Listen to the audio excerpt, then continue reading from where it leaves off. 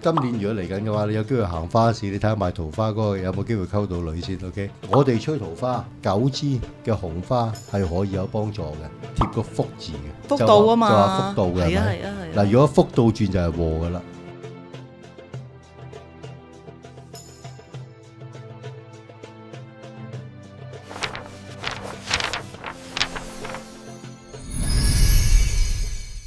大家好，歡迎各位收睇天賦圓滿。咁今集咧都有林師傅啦，有我哋啦，同埋有我 Terry 嘅。頭先咪話大掃除啊，又碌柚葉啊，梗係諗起啲植物嘢咧，就想問下師傅啦，即係關於蓮花呢樣嘢，因為都新年啦，咁你知即係成行成市，尤其是花墟嗰邊都好多呢啲嘢要買，亦都即係啲人會話覺得係一個吉利啊。其實有冇功效咧？講真又真係係咯，即係例如可能最常聽到嘅就係桃花啦，但係咧桃花咧呢一啲都有好兩極嘅説法嘅，即係有啲人就話買桃花翻嚟擺咧就會增廣嗰個人緣啊嘛，但係有啲又話咩會吸啲桃花劫，即係有好多種講法嘅。咁到底係咯邊一樣嘢先係啱嘅咧？嗱，其實如果真係桃花咁大功效嘅話咧，就我一定會擺啦。OK， 咁嗱，我哋睇，我純粹真係用個經驗去睇翻啦。你今年如果嚟緊嘅話，你有機會行花市，你睇下賣桃花嗰個有冇機會溝到女先 OK？ 因為如果係啦，佢既然佢賣嘅，佢必定成個桃花源咁啦，係咪？明唔明啊？佢應該就必定係食晒頭啖湯㗎啦，咁就基本上應該食唔切啊，跟住就係兩盒粒含啊，兩眼就深黑啊 OK。因為已經係太過虛弱㗎啦，你同佢講價睇佢還唔還價啦，因為話望人緣啊嘛，人緣即係話有求必應啦，係咪？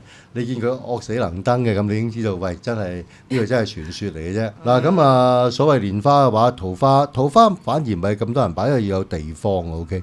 反而最興擺係咩咧？嗰啲劍蘭、水仙、菊花都有人擺嘅，菊花有人，但係會擺啲蟹爪啊嗰啲菊花啦。咁啊嗱，但係有冇功效咧？有嘅，呢個係必定係要可以美化間屋嘅 OK。咁就可唔可以能夠招運咧？嗱，因為一般擺嘅話，你哋希望如果花開就會點啊？因為佢就係啦，花開富貴啊嘛，所以佢哋就希望咧啲花就未開嘅，買入嚟之後咧就慢慢會開嘅。佢哋話會係新年如果見蓮花嘅，佢開得旺盛嘅，而家代表生生猛猛咯 OK。咁變為就屋企人就容易叫咩咧？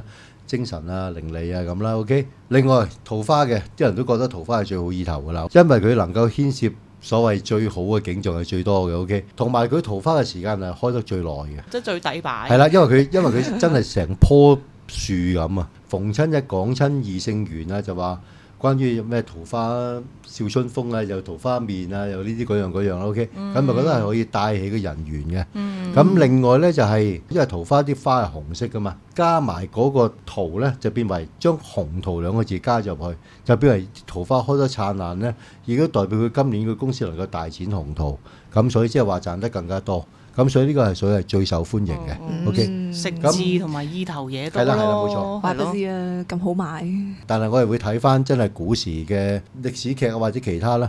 其實我哋未見嗰個大戶人家係擺盆栽入去間屋嘅。通常喺啲花園後係啦，院冇錯，係咯，包括埋啲真係嗰啲園景啊，冇錯，佢都係擺喺屋嘅出邊嘅。OK， 你睇韓國就會知明朝係點，你睇日本就知唐朝係點噶啦。嗱，你咪見日本人咯。佢全部嘅花都係喺花園出邊，明唔明 OK？咁所以就基本上蓮花呢樣嘢係我幾相信係近期嘅人會擺嘅啫。咁同埋嗱，你話講生猛生擺蓮花生猛猛呢一句一講出嚟，已經知係南方人或者廣東人啦，北佬都唔會做呢樣嘢啦，明唔明 OK？咁所以你會見到好多係關於香港個商業社會入邊嘅穿鑿附會嚟嘅啫。有冇價值，有冇需要擺蓮花嘅話呢？點住那間屋啦！如果覺得自己開心咪好咯，但係奉勸一句，擺花冇問題嘅，短時間，因為喺我哋嚟計，植物同埋有水嘅植物，包括埋大型嘅植物，唔適合擺喺屋嘅，會容易引發啲殺星，從而受災。OK， 桃花嘅話呢，係完全係呢幾樣嘢加晒入去嘅啦。第一紅色。第二水，第三係高大嘅植物，可以唔擺就唔擺啦。想點住下就擺喺其他花算數啦，就喺個新年新正頭去應下景算數啦。OK，咁調翻轉，我哋吹桃花喺風水上面都有方法㗎，係咪？嗱，講少少啦。咁啊，而家咁巧嘅九運啦，記住啦，9支嘅紅花係可以有幫助嘅。追翻個年青嘅狗大家留意啦呢個有幫助嘅。但係記住，一定唔能夠有刺啊！如果紅色嘅花係得咩呢？玫瑰會有刺㗎，係啦，剪如果你要剪嘅，你要剪玫瑰或者康乃馨啦，明唔明 ？OK，嗱唔使一定紅嘅，粉紅色都得。咁有冇幫助呢？嗱，我見到係有咁嘅效應嘅。當然你因人而異啦，古天樂擺嘅應驗啲啦，明唔明啊？8兩金就係麻煩少少啦，明唔明 ？OK，咁啊嗱，記住。呢個係有咁嘅能力可以吹到呢樣嘢出嚟嘅。嗱，就算得喂，我吹唔到桃花，因為你擺水種植物啊嘛，係咪？咁你擺水喺個而家我個狗仔嗰度都可以吹翻個財運啦。奉勸多一句，因為風水又真係深少少嘅。如果擺咗之後3日內屋企有任何人有病痛嘅，移走佢啦。因為就咁講，每年嘅狗星嘅話呢，就係以偏概全嘅。OK。係啊，有啲人都唔知邊度擺。咁所以就係用3日時間。如果今年個狗會喺邊呢？東南邊就係今年個狗子位啦。但係記住，以3日為限。如果3日屋企人冇特別嘢嘅，你可以照擺，擺到直至花凋謝為止。如果係擺完之後屋企人有啲病痛或者有啲麻麻地嘅事發生，咁就早啲移走佢啦。咁啊所謂擺錯嘅話，你移走就已經冇事啦。OK。但係提多一次，如果係擺有刺嘅植物，一定要剪咗啲刺，同埋有爬藤嘅植物，盡量唔好喺新正頭擺入屋，因為爬藤同埋有刺嘅植物係唔適合擺喺屋企嘅。係啦，即係嗰啲躝藤狀嗰啲，大家一定要留意啊！即係呢啲係一啲不吉嘅徵兆嚟嘅。Terry 頭先你啱啱想提一樣嘢，係咪想諗住去睇下揾下有冇啲揮春嘢？係咪都想問下師傅呢？我頭先都有略略講到風水啊、紅色啦，咁而揮春咧都係紅色噶嘛。咁如果係今年嘅話，又有冇一啲特別嘅擺法啊？嗰啲講究啊？其實揮春反而有少嘢講下嘅。嗱，如果紅色嘅話，我成日都話你擺一個短時間啦。通常我會叫啲客咧擺到新15啦，咁就可以移走佢噶啦。所有過往擺呢啲叫做係揮春啊，啲年畫，其實全部係擺個新正頭嘅啫。OK，就唔係由年頭擺到年尾嘅。年頭擺到年尾都發咗毛噶啦。OK，咁就嗱，舊時乜嘢會年頭擺到年尾咧？門神就會，知咩叫門神啊？以前我嫲會擺嘅，但係其實唔知有咩功能㗎。究竟係有咩用嘅咧，師傅？門神嘅故事就話故事啊，我冇記咗係唐太宗㗎啦。OK，一個明君，但係佢登位之前都係乜嘢啊？殺父弑兄，咁從而咧登咗皇位之後咧，就話晚晚都好多冤魂去揾佢，從而佢冇一晚瞓得着覺嘅。OK，後尾咧手下有啲忠臣嘅，一個叫做秦瓊，一個叫尉遲敬德。咁呢兩個就係而家門神嗰個式樣嚟㗎啦。咁記住嗰個必定唔係關公啊。OK，咁記住咁秦瓊嘅話就係白面嘅，尉遲敬德就係佢打鐵匠嚟嘅，所以係黑面嘅。咁跟住後尾佢兩位咧就係喺門前守候之後咧，就所有冤魂鬼怪都冇出現。咁跟住頭先咪講咗唐太宗係明君嚟㗎，係咪？佢嘅貢獻就係愛民如子，同埋唐太宗會落油啊嘛，係咪？咁跟住佢就會體諒到，喂，晚晚我瞓得着，你兩個瞓唔着都唔掂㗎。咁跟住就揾咗啲畫師，就嘗試畫咗佢哋個畫像，從而貼咗喺個門嘅。咁從後尾亦都發覺原來有乜功效嘅。OK，從此以後佢就兩位就成為一個門神啦。而家就多人貼揮春。如果喺古時，當然我都係聽翻嚟㗎啦。所有古書好多時會記載嘅。咁喺門口呢，就真係每年喺春節嗰陣時呢，就將2塊木嘅木片啊，係桃樹嘅木啊，桃木，因為桃木係會有辟邪嘅作用。OK，佢就會寫翻新書屈律呢4個字嘅。嗱，你唔好聽我呢個音而去寫呢個字，咁嗰個咧就擺喺門口咧，就有一個辟邪作用嘅。因為話明桃符萬象更新，即係佢逢春節先至會換嘅。咁所以揮春嘅話咧，就貼完個正月已經係盡嘅啦，咁就唔應該係成年都貼嘅。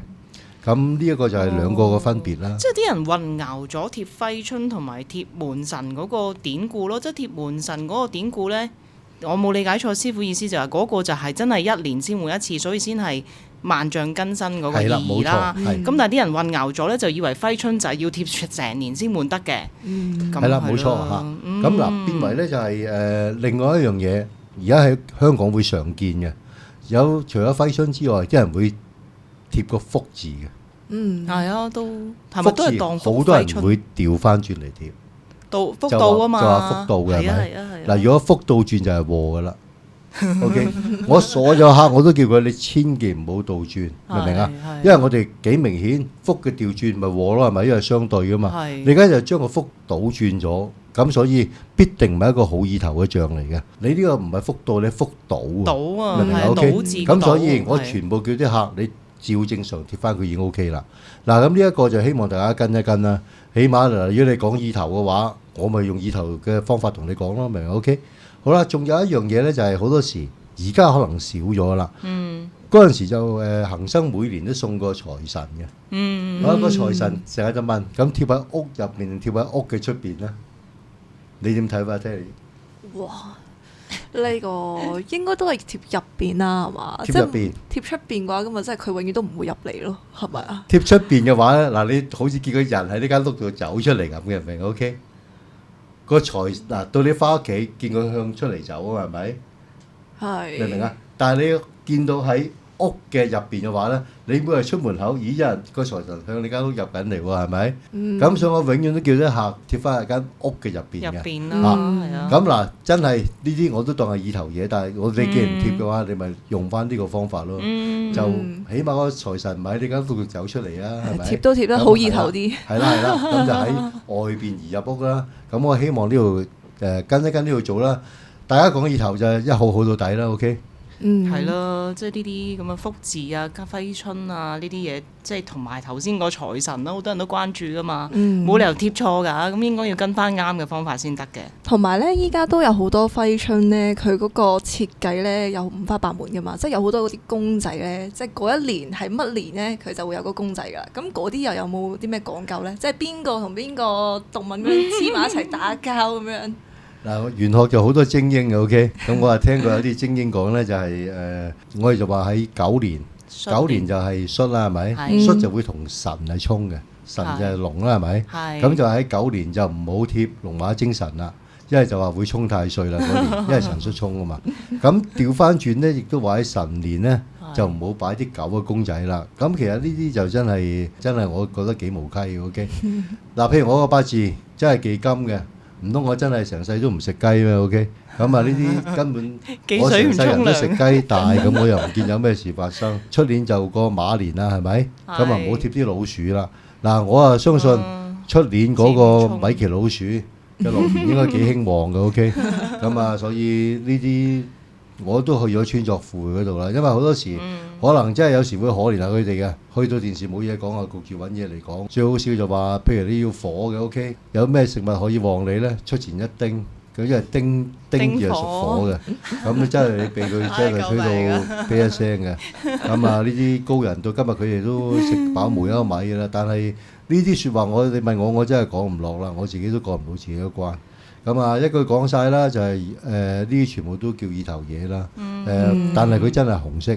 如果佢唔係紅色嘅話，我成年貼中得唔得？我覺得冇問題嘅。自己啲中意喜愛嘅圖畫出現喺自己面前咁冇問題 OK。但係紅色我驚佢引煞啫，咁所以唔好長期擺啦。係啦，大家頭先都聽到幾樣嘢啦，包括咧就係植物啦，有水嘅嘢啦，同埋紅色嘅嘢咧，師傅都提到大家真係要留意啦。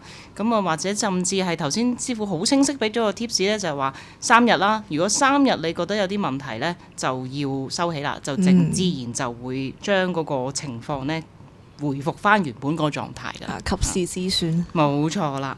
咁我亦都想呢，最後呢，新年呢，你知啦，即係好多嗰啲道賀説話噶嘛，係咪先？即係一見到，尤其是見到啲長輩呢，就講到口都臭呢，都有排都未講完嘅，就好一大輪。咁好似唔講呢，又好似尤其是見到老人家，你唔會唔祝佢呢個龍馬精神噶嘛。咁但係其實講完又講真啦，又係咪真係咁龍馬精神？係咪又係唔使病呢？咁好似我係覺得呢啲嘢多於禮數，咁呢樣嘢。不如又請教下師傅啦。咁講呢道學説話又有冇意義呢？又或者有冇一啲禁忌啦？一定要注意唔好犯到嘅。係嗱，反而呢，我見親老人家都唔會講龍馬精神嘅，因為龍同馬精神即係唔係佢精神，我就反而佢對住佢講翻身體健康咁就已經算數啦。OK，實際咁啊，其實每年就係所謂嘅道賀説話，你話喂講完係咪真係會應驗呢？點會應驗啊？每年都恭喜發財嘅啦，係咪？咁有幾多人發財啊？可能今個月恭喜發財之後，下個月俾人炒咗啦。OK，咁所以就大家中意聽到好聽嘅説話。咁啊，頭先上述咁多項目嘅話呢，都係希望能夠藉住呢個過年能夠招福啦，同埋能夠納福啦。OK，用翻我嘅經驗，小弟真係窮過，窮得嚟仲要困添。咁當時我就希望能夠個運氣轉好啲，所以我可以話俾你聽，上邊嘅嘢我當時全部跟足，都一但係樣。我跟足咗10年，但係嗰10年係我最窮同埋最困嘅時間。你問我有冇幫助呢？喺我嚟嘅，可能我做錯或者我太過樣衰啦，就少少幫助我都見唔到嘅。OK，但係唔係叫你哋唔做，但係如果覺得係有時間又唔介意嘅，頭先有少少禁忌講咗啦，咁啊跟從下嗰啲禁忌啦，避忌下就算數啦。咁但係最重要做樣嘢令到自己開心就好啦。咁呢個就反而係今日嘅總結啦。都係嘅。過年其實做乜最重要係個心境係覺得安心啦。係咯，咁就希望大家可以開開心心咁樣開啟新嘅一年啦。係啦，各位來年順利啦。OK。感謝收睇今集天父圓門，歡迎各位喺留言區加入討論，同埋 like share 呢條片，同訂閱呢個 channel，同埋亦都可以撳個鐘仔。咁我哋下次再見啦。